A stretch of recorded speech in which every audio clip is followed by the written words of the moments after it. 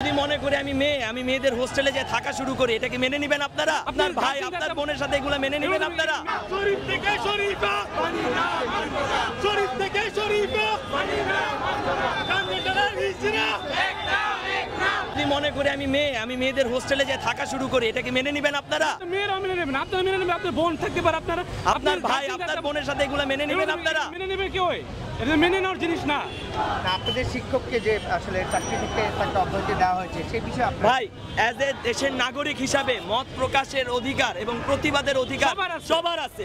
একজন শিক্ষক থেকে শুরু করে একজন রাস্তার মুচিরও আছে। তো সে তার প্রতিবাদ করেছে, সে তার মত প্রকাশ করেছে। ভাই এখন বাংলাদেশে আমরা সবাই জানি সমকামিতা নিষিদ্ধ। ব্র্যাক ইউনিভার্সিটি তাকে এই ওয়ার্নিং মানে একদিনে কোনো নোটিশ ছাড়া হঠাৎ করে বলে দিছে যে আপনি কালকে থেকে আর আসবেন না চাকরিতে, ক্লাস নেবেন না। তো এইটা কিভাবে বলে, যেখানে বাংলাদেশে সমকামিতা নিষিদ্ধ, এই প্রতিবাদের কারণে যদি তাকে এই কথা বলা হয় যে আপনি ক্লাস করবেন না, এটা তো ভাই আমরা কখনোই মেনে নিব না। অ্যাজ এ শিক্ষার্থী, ব্র্যাকের স্টুডেন্ট হিসাবে, দেশের নাগরিক হিসাবে, এই জন্য আমাদের আপনি যদি ব্র্যাকের টিচার না হয় অন্য কোনো ইনস্টিটিউশনের টিচারও হতেন, আমরা তাও প্রতিবাদ স্বরূপ দাঁড়াতাম এখানে, অবশ্যই দাঁড়াতাম।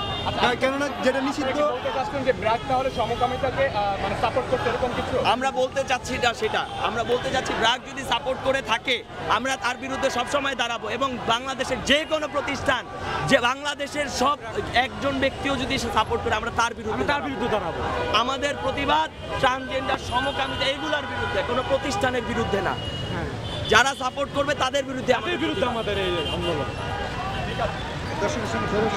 এই জিনিসগুলো নিয়ে মতবাদের মধ্যে সমস্যা, তাহলেও কেন এই জিনিসটা নিয়ে এত জোরপূর্বকভাবে, বা জোরপূর্বক না হলেও কেন বিভিন্নভাবে আমাদের শিক্ষাক্রম পাঠ্যপুস্তকের ভিতরে এই জিনিসগুলোকে ঢুকিয়ে দেওয়া হচ্ছে, কিন্তু তারপরে আমরা যখন কোনো কিছুতে এটা বলছি তখন সেটাকে বলা হচ্ছে এটা আমাদের বায়াস, এটা আমাদের ধার্মিক বায়াস। এগুলো তো আসলে মেনে নেওয়া যায় না। আমাদের বাঙালি কালচার এগুলো বলে না। This is not culture, this is sickness. এখন আজকে আপনাদের কর্মসূচিটা কি ছিল এবং আপনাদের কর্মসূচির বর্তমান অবস্থাটা বলেন। আজকে আমাদের কর্মসূচির মূল বক্তব্য হচ্ছে আমরা ব্র্যাক ইউনিভার্সিটি কর্তৃপক্ষের কাছে একটা ক্লিয়ার মেসেজ দিতে চাই যে আমরা এটা বিপক্ষে এবং সবাই এটাকে সাপোর্ট করি না। একজন গণতান্ত্রিক মনোভাবী দেশ হিসেবে আমরা মনে করি আমাদের ডিমান্ড রয়েছে, আমরা গণতান্ত্রিকভাবে আমরাও মেজরিটি, আমাদের কথাও শুনতে হবে। যখন আমরা এটা বলছি তখন আমাদের ব্র্যাক অথরিটির কাছে এটাই দাবি থাকবে যে তারা একটা ক্লিয়ার মেসেজ দিবে, তাদের এলজিবিটিকিউ সম্পর্কে তাদের যে অবস্থানটা তারা সেটাকে সুষ্ঠুভাবে তারা ব্যাখ্যা করবে। এবং এই যে আসিফ স্যারকে যে অব্যাহতি দেওয়া হয়েছে এখান থেকে, এটার একটা সুষ্ঠু ব্যাখ্যা আমরা চাই এবং যতক্ষণ পর্যন্ত দেওয়া হবে না আমরা এখান থেকে যাব না।